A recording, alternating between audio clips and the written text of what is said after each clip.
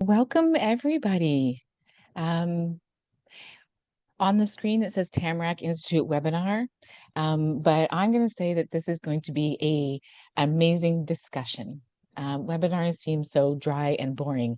So today's discussion, Leading with Connection, Discovering the Superpower that Builds Thriving Communities. We always start our sessions, no matter what session it is, with a land acknowledgement.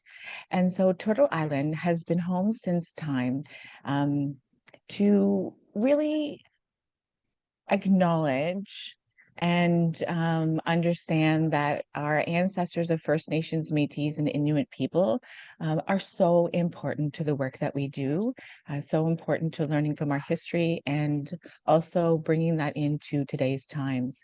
And we recognize this. And in this territory, Indigenous right holders have endured historical oppression and continue to endure inequalities that are largely resulted from the widespread failure of non-Indigenous treaties people to hold up their responsibilities. And I also really feel that this has to be thought about, talked about, and brought into our community work. And we also want to acknowledge the African Ancestral Acknowledgement. We acknowledge that those who came here as settlers, as immigrants, either in this generation or in the generations in the past, and those of us who care, those of us who come here involuntary, particularly those brought to these lands as a result of the transatlantic slave trade and slavery. We pay tribute to those ancestors of African origins and descent. And we really must recognize the history and how we can make sure that everybody is included in the work that we do in our communities. And speaking of hope and possibility, I thought we would take a moment to talk about why we are here today. And I realized, you know what, talking about connection, I never connected myself to this discussion. So for those of you who don't know me, my name is Heather Keam, and I'm a mom of 3 teenage boys. I am a wife. I am a country gal. I lived in a rural community all my life, and I am been 10 years here at Tamarack as the consulting director for asset-based community development. And if you want to learn more about that, I would love an email or a conversation because I love asset-based community development. And so speaking of connection, why are we here today? We know that our communities have changed a lot in the last 20 years, and specifically since COVID. COVID has changed how we show up in our communities, how we show up at work, how we show up in our teams, and and how we work together. Participation in community life, civic life. We are showing fewer social connections, decrease in tolerance with each other, our trust with each other as neighbors, and specifically our trust with government. And lastly, loneliness and disconnection. We saw a rise in loneliness and disconnection before COVID. We were seeing that on the rise, and then COVID happened, and now it is the new public health issue. And for those of you who have not seen the U.S. Surgeon General report, I think it's about 2 years now. It is a really great report, and I would highly recommend viewing it. So we've got a lot happening in our communities. And so today it's about unlocking your team's potential. And the potential lies in discovering your own superpower. And that superpower is connection, because we all have that superpower and we can all connect. Today is about hope and possibility. It's about building a meaning and purpose for those people who are in our lives, our neighbors, those in our groups. A lot of us we don't know what our purpose is anymore. And it's centering trust and relationships. At Tamarack, we say that community work moves at the speed of trust and relationships. And that quote is in my mind everywhere I go. And lastly, and I know our speaker is going to do this, it is to inspire action. Action to find your superpower, connection. So I would love to introduce our speaker. I'm really excited, actually. Our speaker, Rajiv, I met Rajiv in 2018. And I took part in a workshop that he led on care mapping. And I've never forgotten this workshop. because I learned that I care for everybody around me but myself. And I thank Rajiv every time we have a discussion about this because it was a foundational change in how I see myself in my community. So Rajiv works on focusing on nurturing connections, belonging in families and organizations and community. Over the past 20 years, he has been a leader in the movement to develop new methods for anyone to clearly see their own day-to-day life and its impact on physical, emotional, and social well-being.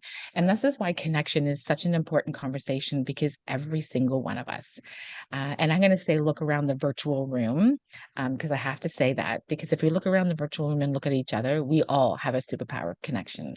And so with that, I'm going to pass it over to you, Rajiv. Well, welcome everyone. So we'll get going now. So leaders like you, right now, many are struggling to create cultures of connection and belonging, as Heather's been saying. You want people to be engaged, collaborative, working towards a common purpose, but too often we're seeing burnout, disconnection, quiet quitting. And it's not just staff. Leaders themselves often feel isolated and overwhelmed, too exhausted to think and act boldly. People seem to be doing the best they can, seeking out expert advice, adopting best practices, even offering their employees apps and offsites and therapists and more. And yet, it's hard to see much improvement. What are you supposed to do if all these good ideas lead to so little change? Do you keep doing more of the same? Of course not.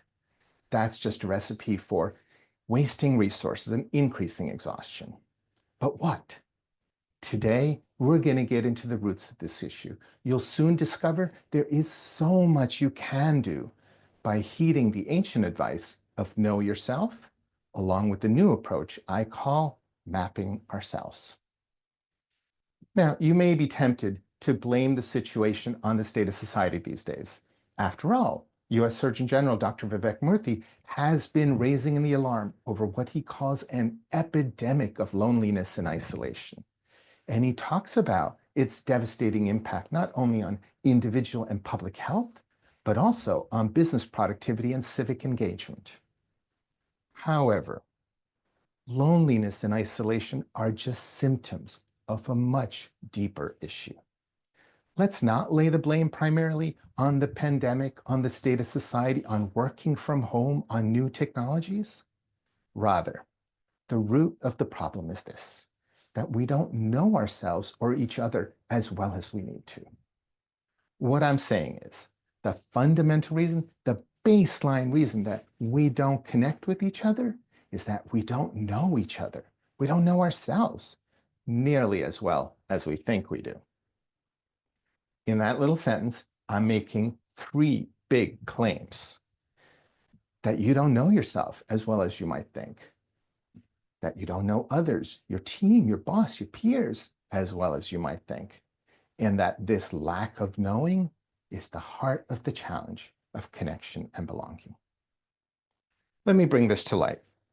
A few years ago, I was leading a series of workshops for a business, considered one of the best small businesses in America. We were in a bright, beautiful room. There were about 30 people, ranging from one of the founders to regular employees. At the moment, they were sharing what they had discovered from using a tool called an Atlas Care Map.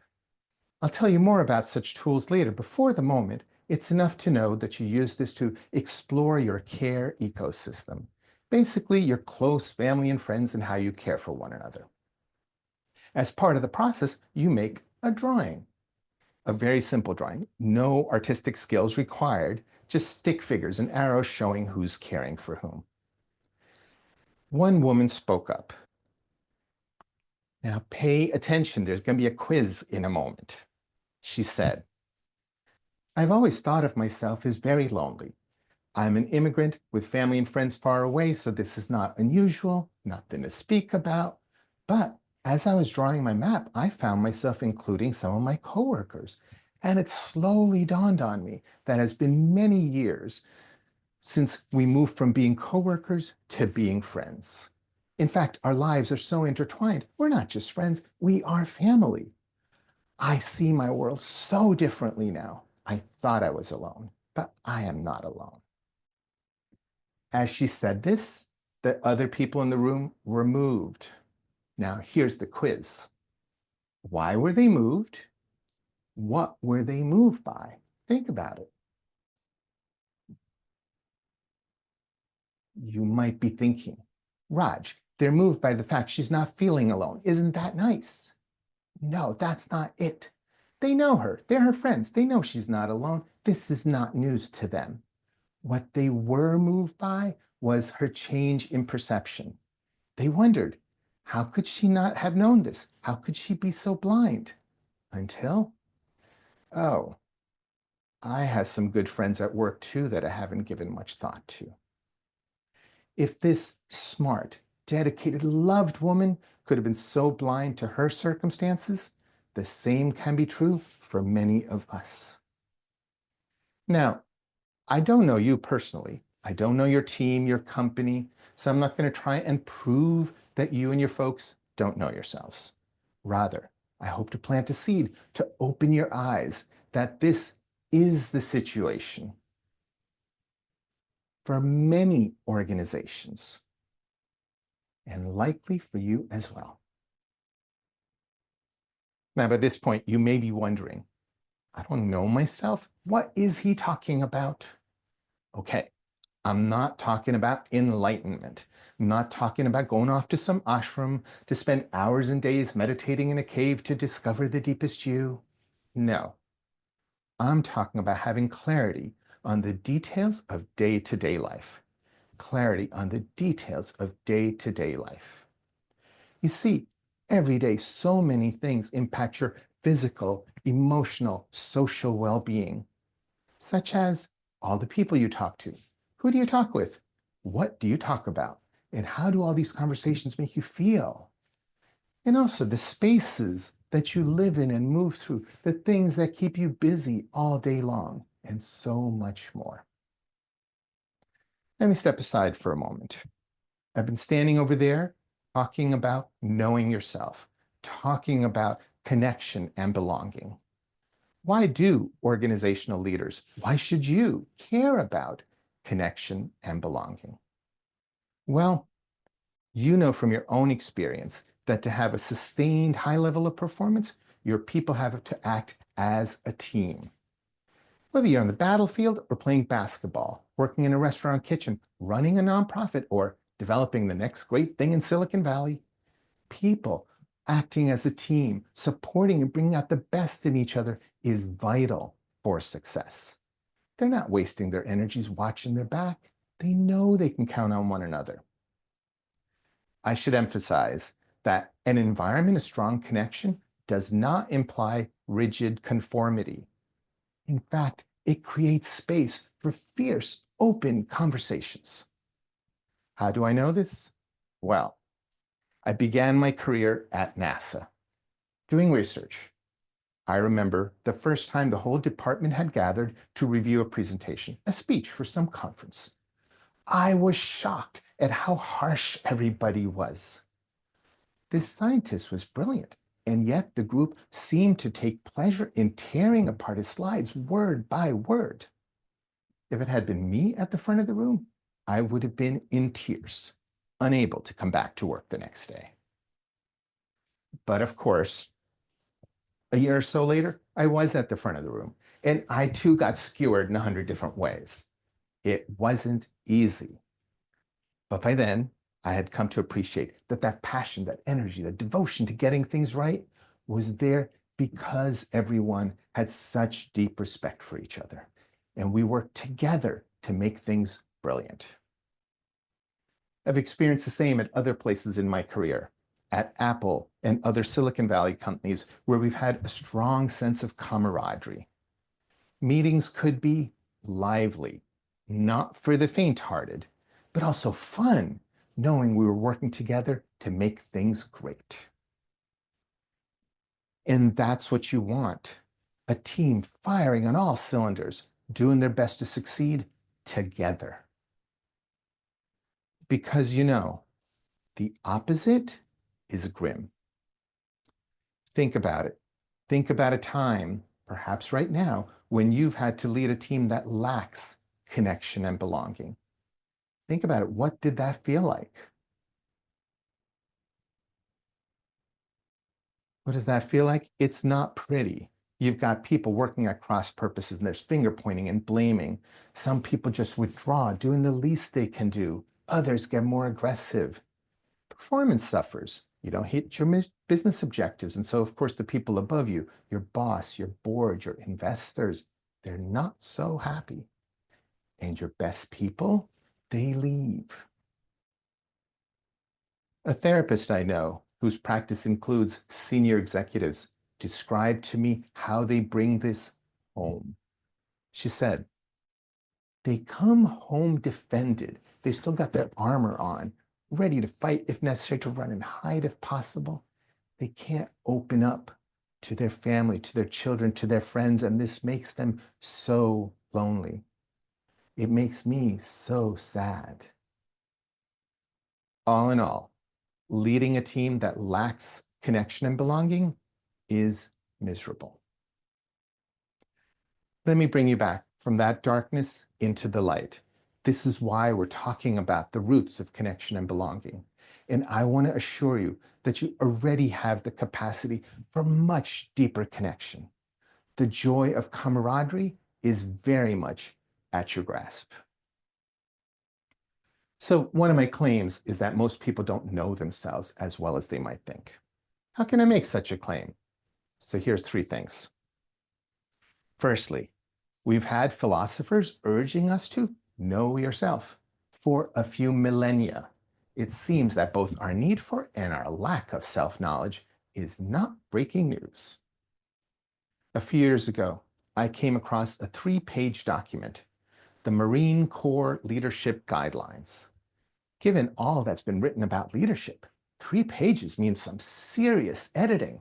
This is the good stuff. The document begins, know yourself. The military knows that if you don't know yourself, you don't know your team, you're almost guaranteed to lose the battle. They take this seriously. Self-knowledge and knowledge of others on your team is not a luxury, but the very foundation of team success. Secondly, think about how you run your business, your organization. I bet that in every other aspect of your business, in marketing, sales, HR, research, you don't simply assume you know. You do the work. You gather data, you analyze, you do what it takes to understand the situation as well as you possibly can. If you know such effort is required for every other aspect of your business, can it be that you can know yourself and your team without doing that? Third, I've seen in my own research that most people don't have a clear idea of their day-to-day life. You see, after 25 years at NASA, Apple, and other businesses, for the last 2 decades, I've focused on how we people, care for ourselves, our families, our organizations, our communities. I began by focusing on families dealing with serious health issues that required a lot of day-to-day care, like diabetes and Parkinson's. And I discovered that people were so busy doing the doing, they got lost in the doing. They didn't have a clear memory of what they'd done just hours, sometimes even minutes earlier. So I led research in which we gathered detailed moment-to-moment data on people's activities throughout the course of a day, using all kinds of wearable sensors, environmental sensors, cameras, logs, and so much more, and discovered that people were so focused on the minutiae, they often lost track of the larger picture. For example, one woman who had been managing a condition called cystic fibrosis for over 50 years told us with confidence that she spent 2 to 3 hours a day on self-care. The data showed it was more than 6 hours a day. Another person, an adult caring for a parent caring for an adult son with mental health issues, came to understand her exhaustion. Though she appeared to be doing nothing much all day, just sitting on the couch, watching TV, flipping through a magazine, she was always under stress, just waiting for the next disaster to happen. Now, these discoveries may seem small, even a little bit puzzling to an outsider, but they were, for the people involved, eye-opening and consequential. This led me to change the focus of my work from developing scientific methods for me to observe families, to developing tools and methods for anyone to use to observe themselves. I think of this as my switch from big science to personal science. And along the way, my focus also expanded from families dealing with serious health issues to people much more broadly. Over the last decade, I've given presentations and led workshops for corporate executives, military officers, doctors, civic leaders, and people with more modest titles, house cleaners, waiters, social workers, and students. As I've helped people see the invisible in their daily lives, I've been struck by their unexpected findings and actions. As an example, there was a group of women, close friends since grade school, who discovered that they all needed help, though they all hid behind a facade of, oh, I'm fine, leading them to give each other permission to butt in and help without being asked. Since then, their friendship has never been stronger. There was a man with 2 decades of experience in military special operations, now retired, who discovered that his well-honed instincts for hiding in plain sight, for actively not allowing others to get to know him, were going to make his new civilian life very lonely. And it prompted him to reach out to his neighbors, to discover other musicians in the community, and they formed a band. Again, these discoveries may seem small, but in fact, they demonstrate the enormous power of seeing your life clearly. I know these stories because they felt compelled to tell me. They thought these little insights were in fact life-changing. Let me step aside again for a moment. One of the fundamental reasons we don't see our day-to-day lives clearly, especially in America, is because we've bought into this mythology of individualism. It blinds us to the fact that our lives are deeply interconnected. I like to quote the wise author and activist Mia Birdsong, who said,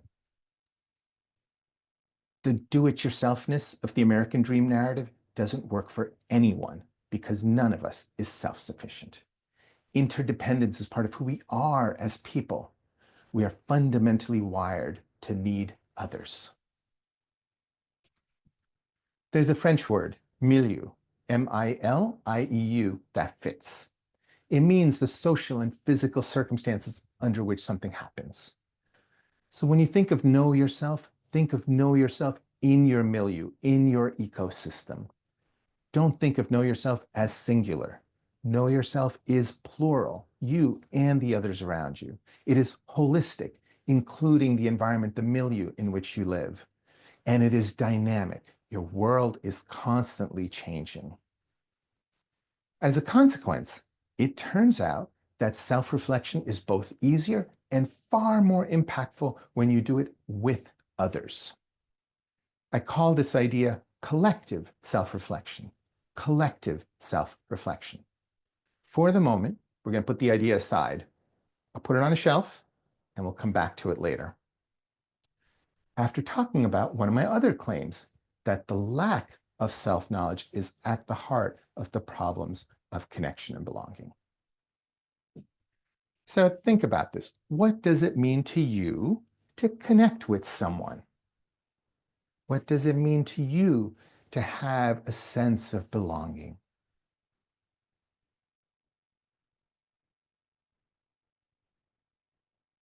For me, I like the way a friend of mine, a retired admiral and SEAL team leader, summarized his perspective. He said, having a connection with someone is fundamentally about discovering some characteristics of that person that you honestly like. Those characteristics allow you both to have a connection with each other and anchor the relationship. While belonging is the sense of being on the same team, knowing that the team is dedicated to the group's success and to each other's well-being. You know that you are accepted as you are.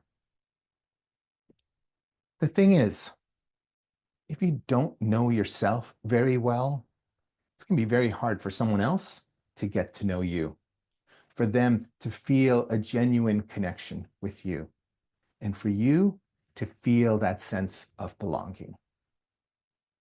Self-knowledge and knowledge of others on your team is not a luxury, but the very foundation of team success.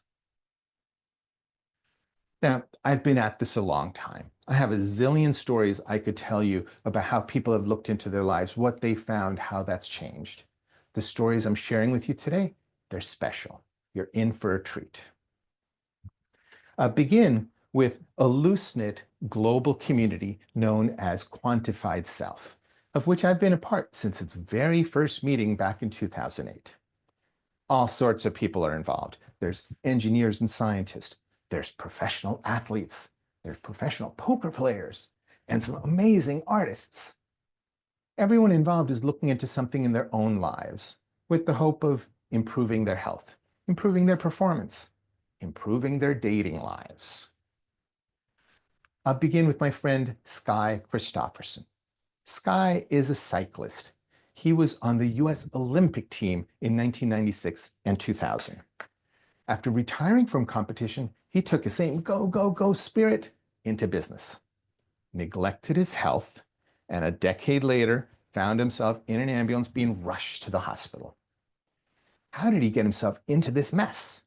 How's he going to get himself out of it? Remembering his Olympic training, he started paying careful attention to everything in his life, how he slept, how he felt, what he ate, and so much more. One of the most consequential discoveries was that his time in deep sleep was slowly decreasing over many months. Just so you know, deep sleep is when your brain finally gets to sleep. He experimented with sleeping on a cooling pad, and his sleep got better, and his health got better, so much so that within a year, back on his bicycle, he set a new world record. Word got around the cycling community, and people started reaching out to him for help. And so he started working with athletes preparing for the London Olympics. And some of them achieved huge improvements in performance, winning medals they weren't expected to. By the way, if you want to know more about Sky and the London Olympics, there's an award-winning documentary, Personal Gold. As a more commonplace example, I myself once felt that I was sleeping very badly. Wanting to have something more to say to my doctor than, "I'm not sleeping well," I decided to gather some data. I kept it simple, just a note each morning on how refreshed I felt, how long I'd been in bed, and if anything unusual had happened. After a couple months, I look at my data and I find nothing to tell my doctor. Oh well, have faith, keep going. A couple more months go by. I'm still not seeing anything until the light bulb goes on and it's clear as day. Turned out I hadn't seen it because I was looking for something else. I have discovered that I do not have a sleep problem. Most days I wake up refreshed. It's just I've been paying over attention to the few bad sleep nights. It turns out my condition is called being human. Oh, some things, like arguing with your wife before going to bed, very bad idea. I tell that story to make this point, that seeing our life clearly not only helps you know what needs improvement, it also makes clear what does not need to be fixed. You see, we are so accustomed to looking for and solving problems, always fixing, fixing, fixing. In my experience, one of the most common outcomes of self-exploration is discovering what is good in your life. Just as we can't fix things we can't see, we also can't celebrate, can't make use of assets, gifts, capacities that we are blind to. Now, in my stories of Sky and myself, I kind of skipped over how did we do such good observation. It's more than simply paying attention. I want to emphasize the importance of good tools. Good tools for observation, analysis, visualization, reflection are critical for any topic. For example, business people have been keeping track of income and revenue and inventory for as long as there have been business people. Some of those ancient Sumerian clay tablets are of business records. So we've been doing accounting a long time. And yet, 500 years ago, the invention of double entry bookkeeping was a huge advance, as was 50 years ago, the invention of spreadsheets. Good tools make a difference. Good tools amplify the skills you already have. And likewise, for knowing yourself over the millennia, we've developed so many tools that you are aware of. Meditation, mindfulness, and journaling, and therapy, and so on. What you probably don't know is that in the last 15, 20 years, there's been a flowering of innovation in tools and methods for studying your life. Let me show you some. I'll begin with a book, Dear Data, by Georgia Lupi and Stephanie Posevich, two of the world's most prominent information designers. Dear Data was a personal project in which the two of them challenged themselves to observe their world more keenly and come up with new ways of diagramming the data that they gathered. So each week, the two of them would choose some topic to pay attention to: the clothes they wore, the people they met, the sounds they heard. Each would then independently keep a log of their observations and at the end of the week, make a drawing of their data by hand on a postcard, which they physically mailed to each other. These postcards are amazing and are now part of the permanent collection of the Museum of Modern Art in New York. Let me show you. So here's one, a week that Stephanie kept track of being alone. Each of the 7 horizontal lines are the 7 days of the week, representing the 24 hours from midnight to midnight.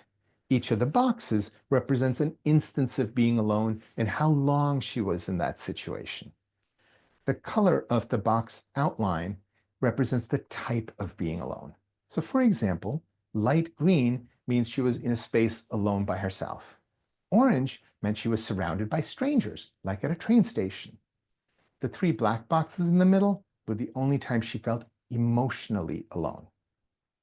I love Stephanie's map of aloneness. It reminds us that being alone varies tremendously from glorious solitude to deep, dark loneliness, and that things can change so much over the course of a day, over the course of a week.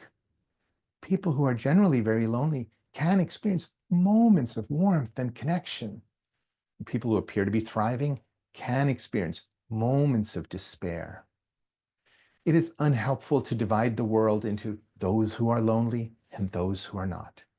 It's moments, circumstances that lead to that dark sense of being lonely. Here's another by Georgia, a map of her friends. Each flower represents a friend. Lots of information in here. How long they've known each other, the last time they met, how frequently they connect, what they talk about, and more. Friends as a garden of flowers is a powerful metaphor. Drawing your own may lead you to think about how best to tend your garden. Should the low flowers get more attention?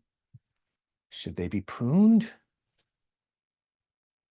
I want to pause here a moment so you don't misunderstand me. These diagrams, these maps of daily life, are beautiful and powerful. It's easy to get seduced into thinking that these maps are magic. Don't do it. Don't fall for that. Thinking that these maps are the thing can lead to the idea that some technology should automatically generate such maps for you. That would be a mistake. The magic is you. The deep learning comes not from the final diagram, but mainly from the experience. You have got to be present. It's a very important point. The deep learning comes not from the data or the map, but mainly from your being present in doing the observation, in doing the drawings. So I too have been developing such maps, meaning tools to observe and analyze and reflect upon your life. And over the last few years, I've taught these methods to hundreds of people. And as they've seen the impact in their lives, they've gone on to teach thousands and thousands of others, their family members, their friends, their community members, their readers. One of those tools is the Atlas Care Map, which, as I mentioned earlier, you use to explore your care ecosystem, your close family and friends, and how you care for one another. This has proven to be an especially powerful tool, both for families dealing with serious health issues like this example, but for people much more broadly.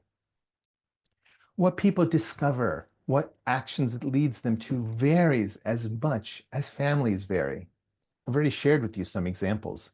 There was the immigrant who discovered she was not alone, the special forces operative who formed a band, the close friends who gave themselves permission to butt in and help. Here's another tool that you use to examine your conversations. It's abstract. There's a lot of information buried in here, but what is clear are big splashes of yellow and blue. The yellow stands for conversations that left you energized. The blue, the ones that left you drained. For one person, this was life-changing. He told me, I was very successful in a large consulting firm, but something was off. As I mapped my conversations, I was face to face with the sea of blue, which made my unease tangible. I looked around and realized my colleagues were equally miserable. In fact, some of them seemed to think I had a good work-life balance. I came to realize that my priorities needed to change, from working on the coolest projects to more time for family, community, and church. So over the next few months, I moved across the country to be closer to my family, got a more modest job, and a much happier life. Earlier, I spoke of my transition from big science to personal science. These stories, these maps, these tools I've been sharing with you is this personal science. If big science is highly credentialed people studying big issues in the world in a disciplined way, personal science is you studying issues that matter to you in your life in a disciplined way. Now, you remember I put an idea aside earlier. It's time to come back to it. I called it collective self-reflection. Collective self-reflection. What this means is that you and others are examining the same topics, each in your own life, using the same tools, and you come together regularly to talk about it. You ask yourselves, what was it like to gather such data? How did that feel? Did you learn anything? Was anything surprising? And inevitably, what are you going to do? It turns out such conversations are powerful in strengthening your bonds. The first time I saw this happen was in Santa Barbara, California, where I was leading a workshop on the care map for a community volunteer group. They called themselves Promotores de Salud, promoters of health. Basically a group of Hispanic women who volunteered their time to try to improve the health of their community. Imagine a bare bones room in an old building, nothing fancy. And yet the room was filled with warmth as people greeted each other as friends. As they started drawing their care maps, as many came face to face with the stark reality of the challenges in their lives, the mood changed. Things got emotional. There was crying. People needed to be comforted. Probably not the experience they walked in the door expecting. Afterwards, some of the group leaders came up to me. They wanted to know, would I come back and teach them how to run the workshop? Wait, what? Really? They explained that this had been such a powerful experience. Everyone in their community needed it. I wouldn't be in Santa Barbara often enough, and so they were going to have to do the work. How could I say no? So I went away and spent a couple of months thinking deeply about how best to teach, and then came back. In the meantime, I looked into who are these people? And I came to discover that many of them worked as house cleaners for the rich and famous of Santa Barbara. Between the low pay, long hours, difficulties at home, their lives were not easy. And yet, they somehow found time to volunteer. So when I met them again, I had to ask, politely, given all that's on your plate, why are you spending so much time with me? How does this make any sense? Oh, You don't understand, Raj. Listen. One by one, over the next hour, they told me how their lives had changed in just those 2 months. Having seen their lives more clearly, some were able to get more help. Others had cut off relationships that weren't good for them. Many described these changes as life-changing. This was a big deal for them. And more, they told me how they had changed as a group. Though they had known each other a long time, now they talked about family with each other more often, more richly, more openly than ever before. When they ran into each other on the street or at the grocery store, they would ask, "How's your father doing? Did your sister come out to help?" Essentially, a non-topic of conversation had now become commonplace. And through these conversations, they grew much closer to each other and learned to tap into each other's wisdom. The impact hadn't been only on them as individuals or as families, but on them as a group. Since then, I've seen the same impact of collective self-reflection on other groups and organizations I work with. Essentially, what's happening in these experiences is this. You come to better understand yourself as you try to describe yourself to others. You see yourself through other people's eyes. Someone will say something and you'll be like, "Oh, that's true for me as well." Your horizons will expand. Somebody will say something and you'll be like, "Really? Never imagined such a thing." Managed well, the experience itself is joyful as you focus on hearing each other, on listening without judgment, to understand with compassion. Your bonds inevitably get stronger. So if you're going to take the trouble to better understand yourself, don't do it alone. Do it with others. There's a line from Rudyard Kipling's Jungle Book. The strength of the pack is the wolf. The strength of the wolf is the pack. Do this with your pack. So there's a simple framework that makes it easy to remember all I've been describing to you. The framework is MAPS, M-A-P-S. M stands for milieu. When working on connection and belonging, think about the milieu, the ecosystem. Take a holistic view. Don't try to fix individuals.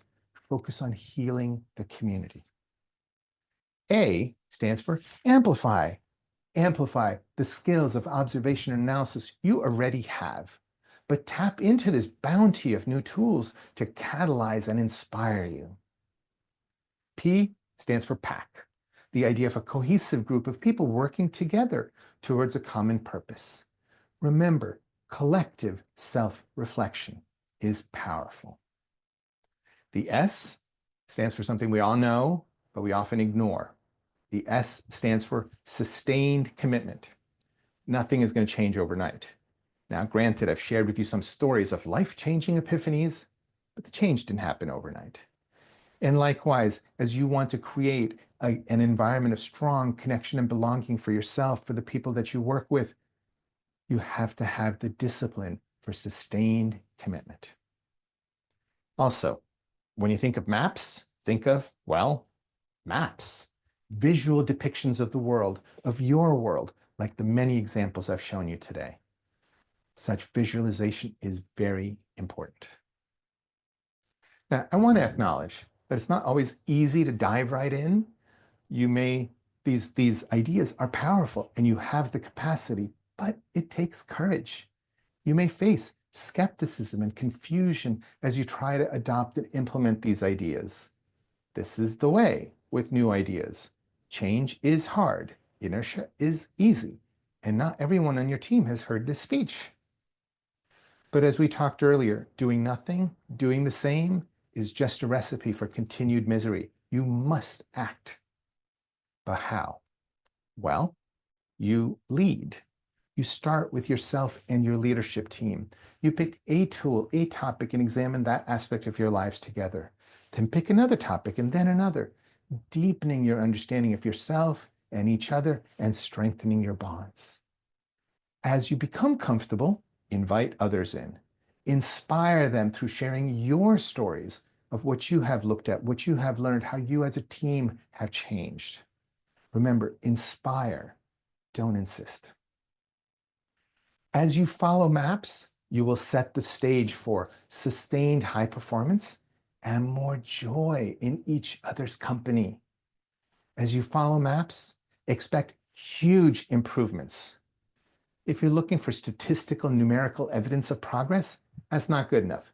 Not good enough at all. Like those women in Santa Barbara, you want change you can feel. That's clear and evident to everyone.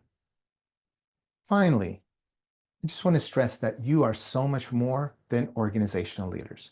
You are also people. You participate in the larger community. And I know from years of experience that as you apply these ideas at work and you see the impact, you will bring them home. You will share them with family, friends, community members, and so these ideas will spread. And so you have the power to change the world. As you focus on improving connection and belonging in your organization, you will also have powerful, joyful ripple effects in society overall. I'm counting on you to do just that. Thank you so much.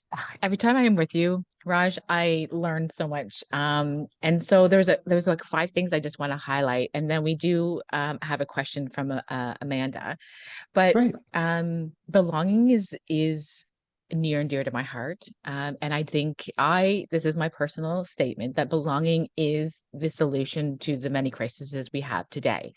And I learned an equation. Belonging is known, which is what you were talking about. We know each other, but do we notice each other? Do we notice our gifts? Do we notice our ideas, our opinions, our like? Do you notice us? And then the last piece is missed. Do we miss Heather's ability to do this? Do we miss this? And so known plus notice plus missed equals belonging. And I love that equation. And so again, as a tool, and I just wanted to bring that out. Also, don't assume. I was on a group and I assumed the counselor who was in our group was going back and taking this and being our support for counsel. They were there because of the personal. And so this assumption when we see people around the room, we assume what their gifts are, we assume who they are. And so we have a tool, or there's a tool out there that I use every time when I have a group or meeting.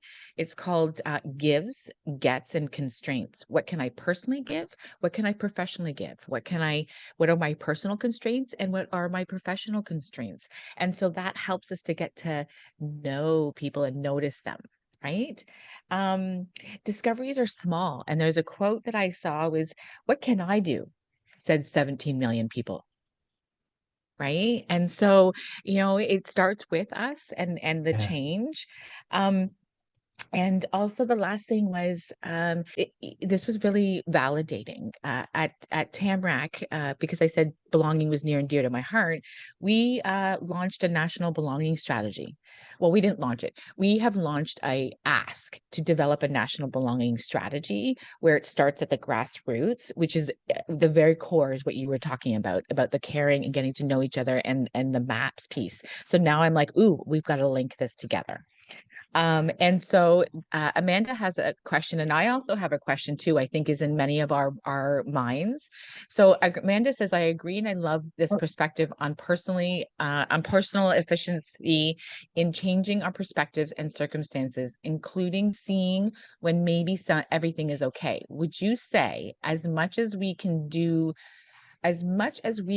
more to ask for help and do more for people around us, we could also encourage our communities to practice saying yes?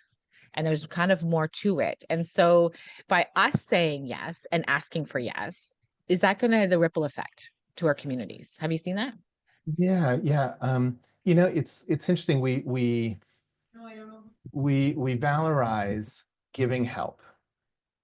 We need to have just as much passion over being willing to accept help. It can't just be, oh, I'm helping others. It's so critical to say good things about receiving help. We really have to focus on that. We have to change that mindset that given that we are part of a rich community, it thrives because we allow others in as well. And so I want, because that is so unemphasized, I perhaps overemphasize that. And so we need to see, where can we allow other people to do good things for us? And where do we, in fact, need to start seeing that we are, in fact, receiving so much every day that we're kind of taken for granted. As Mia Birdsong says, this is part of who we are. Let's open our eyes to that reality. And Yeah. as I said, I was a mom of three teenage boys. I am actually worried because my boys do not ask for help. They don't ask help for reviewing their schoolwork. They don't ask for help with their car. They don't ask for help, and I'm actually very worried. And you talked about this individualism, that we have to do it by ourselves, and it's all kind of about us. And so I think there's um there's a word that I recently found. It's out there forever. It's a South African Ubuntu. I am because we are. Yeah. And I'm really diving into that piece. And so have you done this with youth?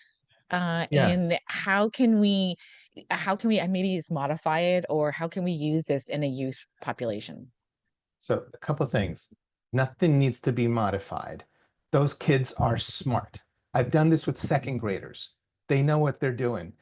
Just put that aside, that this is too complicated for them. It's amazing what these second graders have done.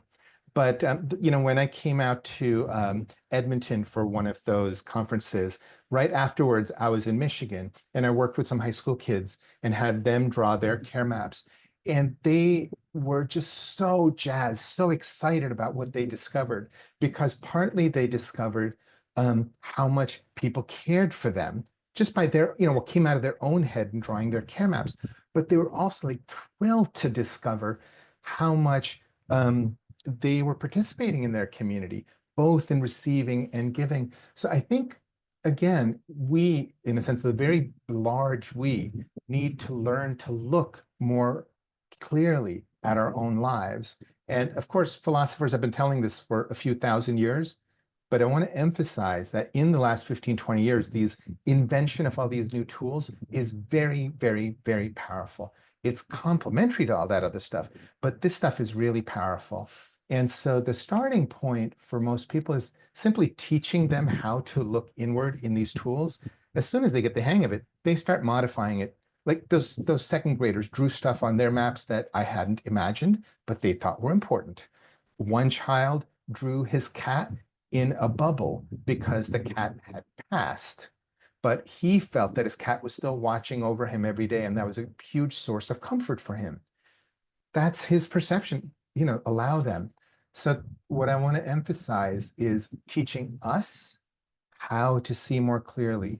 And I'm trying to emphasize that when we do it not as silos, but with our teams, it's so much more powerful. Yeah, yeah.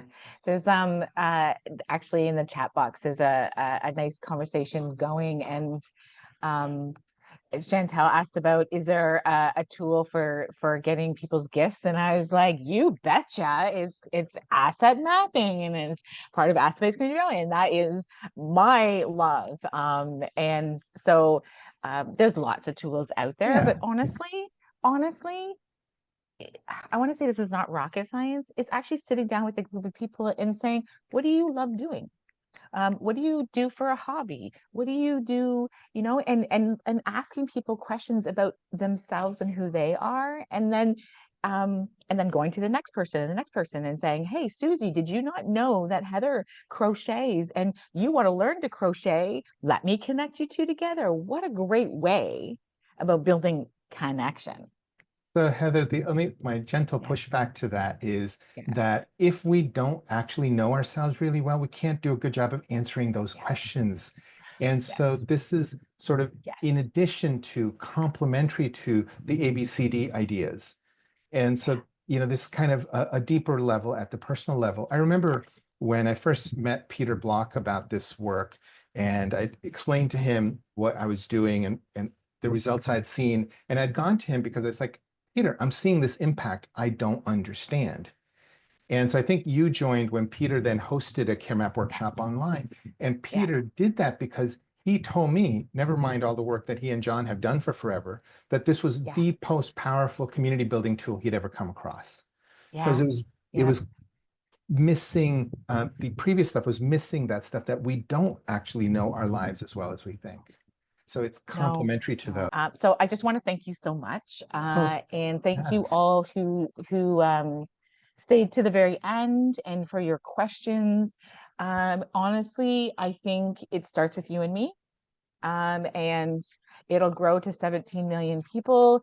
And this is probably gonna. I think I'm inspired to maybe do some more sessions and think about what else we can do. So, yeah, I hate to So wrap Heather, this up. thank you for inviting me. This has been a pleasure. I am so pleased so many people showed up, and yeah, it's and we'll great. and we'll see what we can do. This is I actually call this the pebble, and we will see what the ripple effects from here. Thank you very much, everybody. Have a great, wonderful rest of your day, and we will see you soon. Thank you.